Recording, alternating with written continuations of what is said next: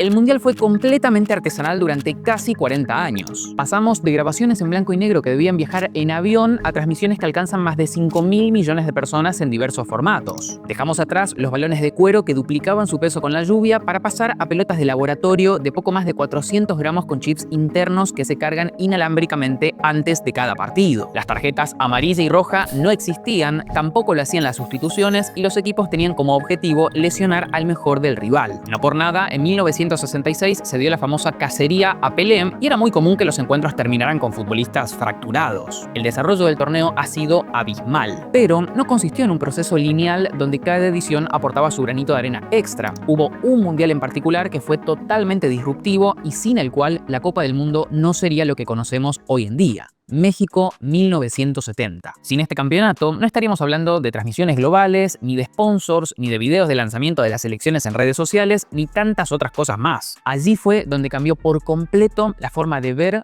vender y hasta jugar al fútbol. La elección de la sede ya marcaba un hito. Por primera vez se realizaría fuera de Europa y Sudamérica, quienes se repartieron las 8 ediciones anteriores. El hombre clave para que esto sucediera se llama Emilio Azcárraga Milmo, más conocido como El Tigre. Este no solo consiguió la sede, sino que también estaría detrás de la increíble transformación que tuvo el evento. Su padre, Emilio Azcárraga Vidaurreta, era un magnate de los medios de comunicación a mediados de los años 50. Inició XEW Radio y luego impuso Telesistema Mexicano, antecesora de lo que hoy conocemos como Televisa. Su foco era la radio. La voz de América Latina desde México, luego del sonido de un xilófono, se transformó en un símbolo en épocas donde no habían redes sociales. Eso sí, este no era un fanático de los deportes y consideraba que la televisión debía pensarse para shows y espectáculos, no para partidos de fútbol.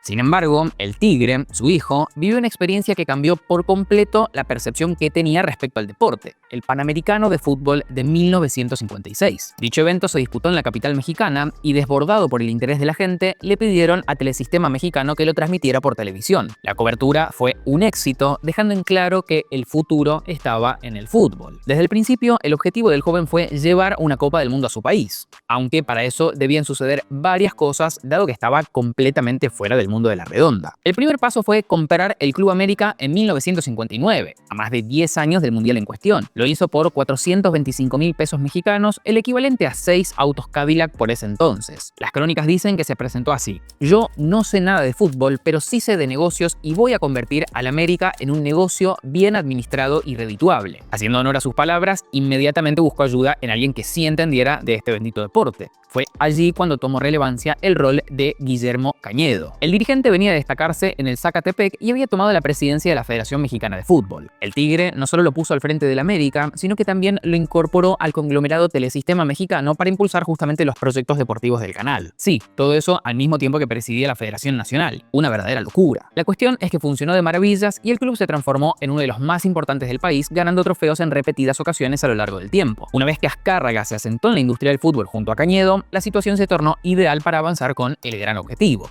la Copa del Mundo. Obviamente, ganar la candidatura no era nada fácil y para aquella edición debían luchar contra Argentina. Para que la FIFA los eligiera, los mexicanos basaron su propuesta en 2 grandes puntos. El primero de ellos relacionado a la infraestructura. Conversando con Cañedo, decidieron embarcarse en la construcción de un recinto que estuviera a la altura de Wembley o el Maracaná. Nos referimos al mítico Estadio Azteca, una edificación que de hecho no fue para nada sencilla. El suelo de Santa Úrsula estaba lleno de roca volcánica y para prepararlo hubo que dinamitar 180.000 toneladas de piedra. Eso solo consumió casi todo el presupuesto inicial y elevó el costo de la obra de 95 a 200 millones de pesos mexicanos. El Tigre tuvo que pedir un préstamo y vender palcos por adelantado bajo contratos de uso por 99 años. Incluso acudió a contactos políticos y a su propio padre, quien, a pesar de haber estado en contra de la idea desde un principio, lo ayudó a terminarlo. Así es como este super recinto, que al momento de inaugurarse podía albergar hasta 110.000 aficionados, en 2026 se convertirá, escuchen bien, en el primero de la historia en recibir 3 mundiales. Una verdadera locura. Con el estadio ya concretado, avanzaron sobre la segunda clave de su candidatura: la forma en que el torneo se mostraría al mundo. Verán, antes de 1970, si uno quería seguir el mundial en vivo desde cualquier parte del planeta, había una única alternativa segura: la radio. Quienes disponían de un televisor debían esperar a que llegara el avión con el contenido. Sí, el avión. Los satélites existentes por aquel entonces limitaban considerablemente la transmisión. Recién en Suiza, 1954, Eurovision logró mostrar partidos en vivo a pocos países de Europa. Aunque, también hay que decirlo, hoy mismo podemos encontrar importantes problemas para acceder a contenidos de otras partes del mundo, sobre todo cuando somos nosotros los que viajamos. Eso fue, por ejemplo, lo que nos pasó cuando fuimos a España para grabar distintas cosas del canal. Uno de los temas que más me preocupaba cuando preparamos este viaje fue la conectividad. Era clave poder llegar y tener conexión, ya sea para pedir un Uber o justamente publicar los videos. Por suerte, encontramos la solución perfecta y llegó de la mano de Saily y SIM, el sponsor de este video. Con Saily pueden conectarse a internet en más de 200 territorios sin necesidad de adquirir una SIM física. Ni hablar del riesgo que tienen de que cuando la inserten en el dispositivo no funcione o los datos no se activen a tiempo para cuando los necesitan. Nada de eso ocurre con Saily. Nosotros directamente descargamos la aplicación, elegimos el plan que se ajustaba a nuestras necesidades y listo. Tuvimos conexión de manera inmediata. Lo mejor es que pueden comprar y activar el plan antes de viajar y así tener conexión apenas aterrizan. Además, se evitan las tarifas de roaming y pagan únicamente por los datos que necesitan. Además está decir que se trata de uno de los precios más competitivos que podrán encontrar. Así que ya saben, si quieren viajar tranquilos, descarguen Saily en el link de la descripción o también lo pueden hacer escaneando este QR. Eso sí, al momento de elegir el plan, introduzcan el código ENDF para así obtener un 15% de descuento exclusivo y al mismo tiempo ayudarnos a que el canal siga creciendo y podamos hacer más cosas como estas. Volviendo a los mundiales, lo que sucedía, por ejemplo en Chile en 1962, era que las cadenas como Telesistema Mexicano debían grabar localmente los partidos en rollos de película para luego enviarlas a sus países en vuelos comerciales.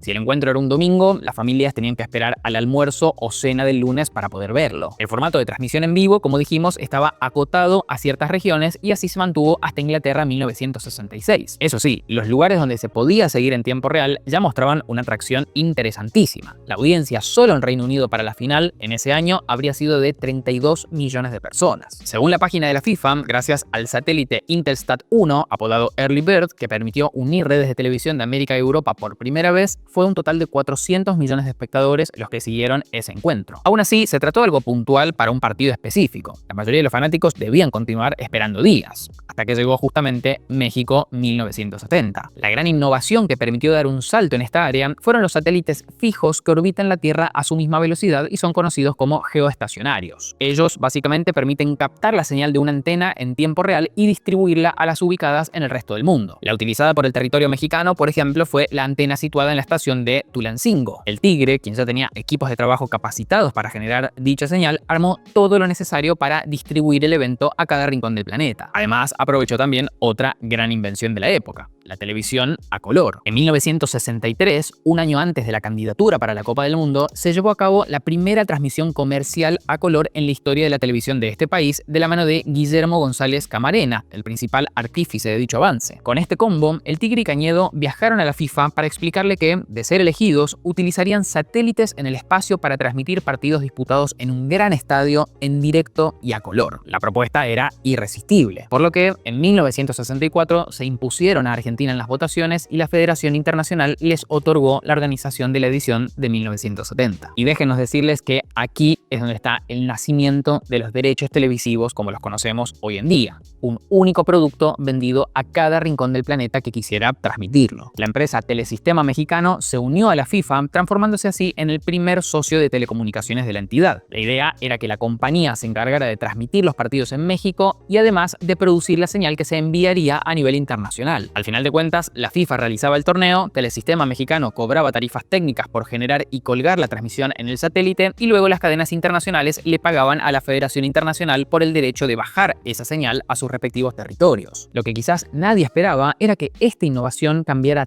tan drásticamente el deporte. Para empezar, los horarios de los partidos se volvieron un tema de discusión. Los europeos querían comprar la señal siempre y cuando los encuentros se realizaran en momentos del día aptos para su público. Esa fue la razón de que disputaran encuentros al mediodía mexicano, ignorando por completo las altas temperaturas que eso implicaba. De todas maneras, la organización tenía sus razones, dado que la decisión de transmitirlo globalmente fue un éxito y se cree que generaron alrededor de 1.8 millones de dólares por esos contratos. Así, por primera vez en la historia, la venta de entradas no era lo único relevante para los ingresos del torneo. A partir de ese año, la cifra no pararía de crecer hasta alcanzar los cerca de 4.000 millones que esperan conseguir en 2026. Y el momento bisagra no se limita únicamente a la venta de esos derechos, porque una vez que se consigue que millones de personas sigan el evento, hay importantes efectos secundarios a tener en cuenta. Lo primero fue tener en claro que el torneo como tal debía dar un salto de calidad si lo iba a ver tanta gente. En ese sentido, para empezar, se modificó lo más preciado que existe dentro de un campo de juego: el balón. Desde la primera edición, allá en Uruguay 1930, hasta Inglaterra 1966, se utilizaron pelotas de cuero. El problema con estas era que, al no ser impermeables, cuando llovía absorbían una cantidad inmensa de agua y pasaban a pesar alrededor de 800 gramos. Por lo que patearlos y sobre todo cabecear su cordón externo era un deporte de altísimo riesgo. Lejos de existir un proveedor global exclusivo como sucede actualmente, en ese entonces eran fabricados por empresas locales del país anfitrión con la FIFA supervisando. Aunque tampoco era garantía de mucho. En la final del primer mundial, por ejemplo, se usaron 2 balones distintos.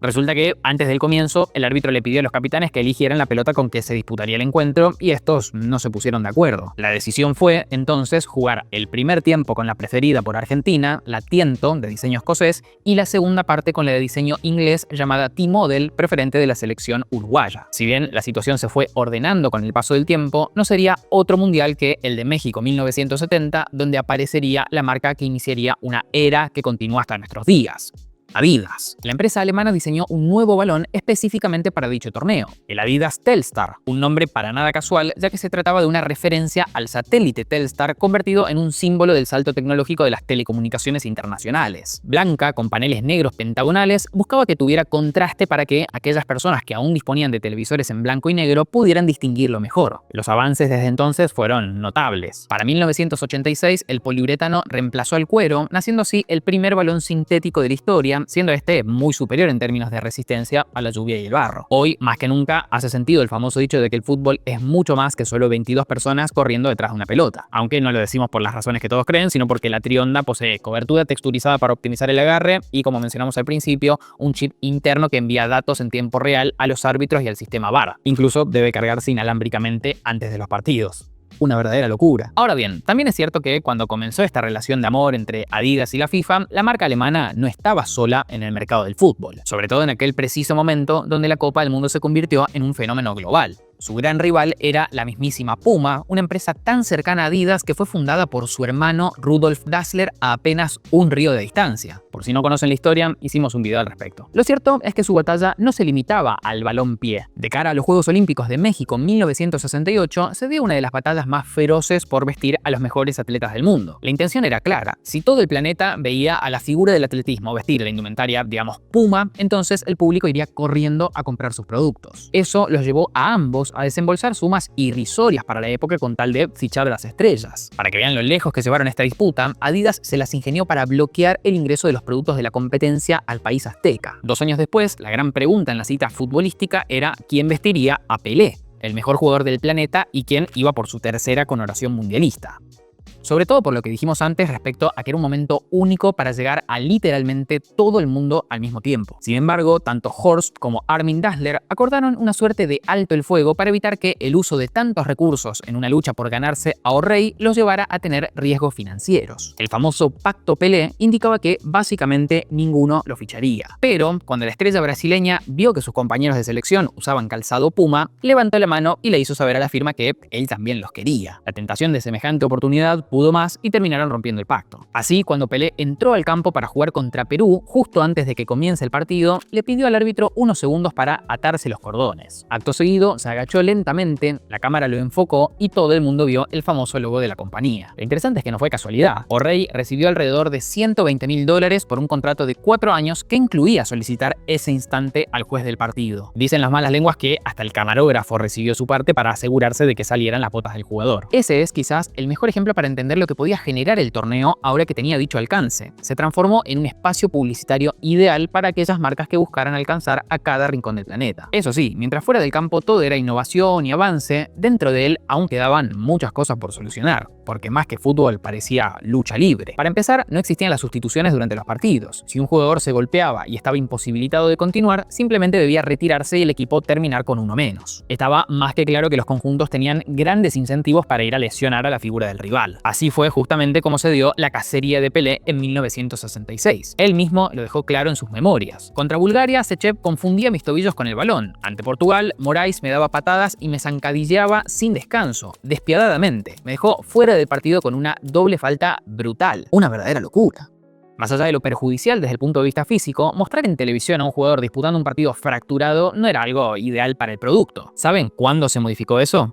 Exacto. En México, 1970. Allí fue cuando se incorporaron 2 sustituciones por encuentro para cada equipo. Gracias a eso, no solo la lesión ya no afectaba tan gravemente a la selección, sino que también le permitió a los entrenadores diseñar nuevas tácticas y gestionar mejor las capacidades de sus futbolistas. El italiano Ferruccio Valgareggi, por ejemplo, tenía 2 figuras de peso en la ofensiva: Rivera, del Milan, y Mazzola, del Inter. A partir de esta normativa, su solución fue política. Jugaban un tiempo cada uno. Aunque la realidad es que cuando llegó a la final ante Brasil fue Mazzola quien estuvo en el campo prácticamente todo el partido. Lo cierto es que hoy parece imposible pensar un encuentro sin sustituciones. En Estados Unidos 1994 se añadió un cambio extra reservado exclusivamente por si se lesionaba el arquero, mientras que en Francia 98 ya se pudieron realizar 3 sustituciones de manera libre. A partir de Rusia 2018 se añadió un cambio extra permitido en el alargue y en Qatar 2022 llegamos a los 5+1 en la prórroga. Volviendo a México 1970, lo cierto es que la incorporación de las modificaciones tampoco resolvió por completo el tema disciplinario, sobre todo en lo que a su comunicación para el espectáculo respecta. Previo a esta edición no existían las tarjetas amarilla y roja. El 100% de las penalizaciones eran realizadas de manera verbal o gestual, trayendo increíbles problemas tanto para los jugadores como para los fanáticos que seguían el partido. La audiencia no sabía si un futbolista había sido advertido o si simplemente estaba conversando con el árbitro del calor que hacía en el estadio. Con la televisión de por medio, se requería un sistema que transmitiera las sanciones de la manera más visual posible. Para solucionarlo, tuvo que llegar el árbitro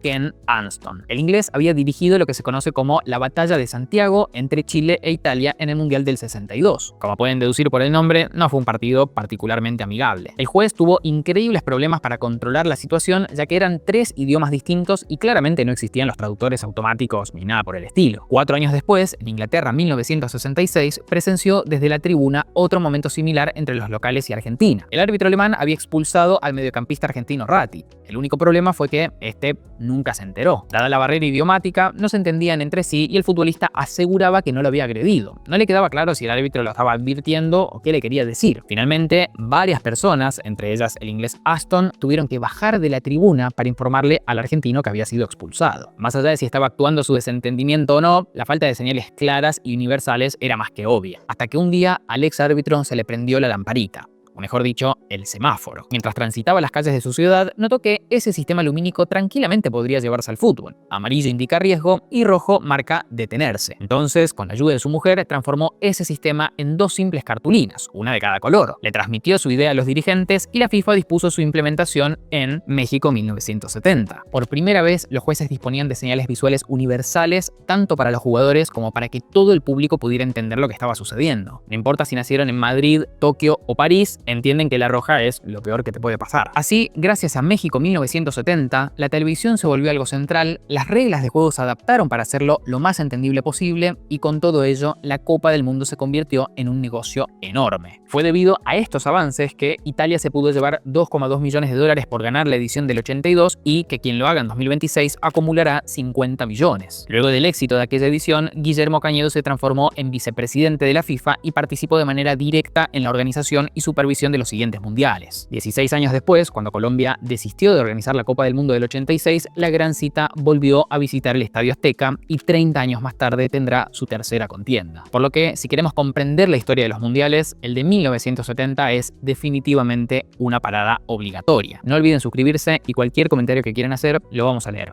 Nos vemos la próxima.